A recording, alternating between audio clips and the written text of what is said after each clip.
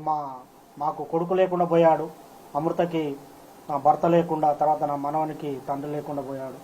తర్వాత మారుతిరావు ఆయన అమృత ఫాదర్ ఆయన కూడా సూసైడ్ చేసుకున్నాడు.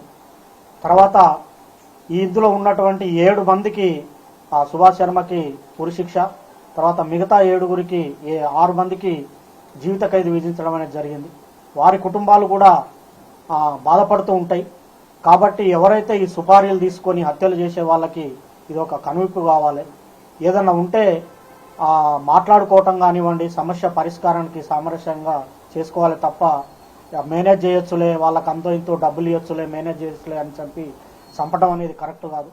ఈ కేసు విషయంలో మమ్మల్ని కూడా అనేక రకమైనటువంటి ప్రలోభాలు పెట్టినప్పటికి కూడా మేము ఎక్కడ లొంగకుండా న్యాయం జరగాలి, ఈ హత్యతోని మిగతా కుల హత్యలు ఆగిపోవాలని చెప్పి మేము పోరాటం అనేది చేయటం జరిగింది.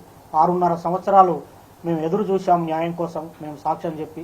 ఇందులో ముఖ్యమైనటువంటి పాత్ర పోషించినటువంటి అప్పటి డిఎస్పి శ్రీనివాస్ గారికి ప్రత్యేకమైన కృతజ్ఞతలు ఈ సందర్భంగా తెలియజేస్తూ ఉన్నాను.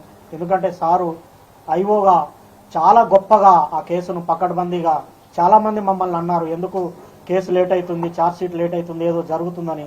కానీ సార్ మీద మేము నమ్మకం పెట్టుకొని ఉండటం వల్ల లేట్ అయినప్పటికి కూడా ఒక పకడ్బందీ 200 పేజీల ఛార్జ్షీటు, దాదాపు 100 మంది సాక్షులను పెట్టి ఛార్జ్షీట్ వేసి గట్టిగా కేసును పకడ్బందీగా చేశారు.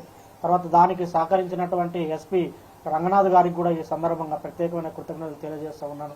సార్ ఆధ్వర్యంలో మంచి టీము సుభాష్ శర్మను ఆ రోజు వెళ్ళి పట్టుకోవటము, తర్వాత నిందితులందరినీ పట్టుకోవటం విషయంలో కూడా సారు అనేకమైనటువంటి టెక్నిక్స్ ఉపయోగించి, టెక్నికల్ ఎవిడెన్స్ ఉపయోగించి తర్వాత ఈ సాక్ష్యాలను కూడా ప్రొడ్యూస్ చేయడం అనేది జరిగింది.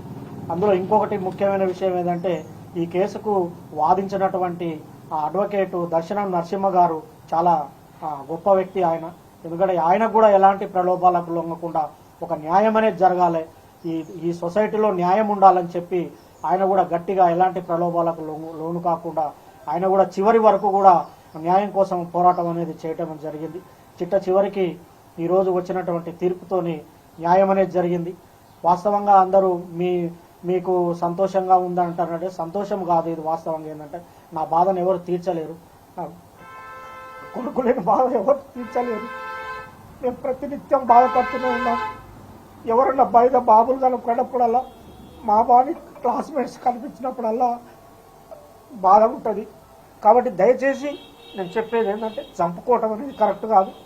ఇప్పుడు నా మనవడు ఉన్నాడు, మనవడిని కూడా మేము చూసుకోవాలి. మాకు ఎవరి మీద కోపాలు లేవు.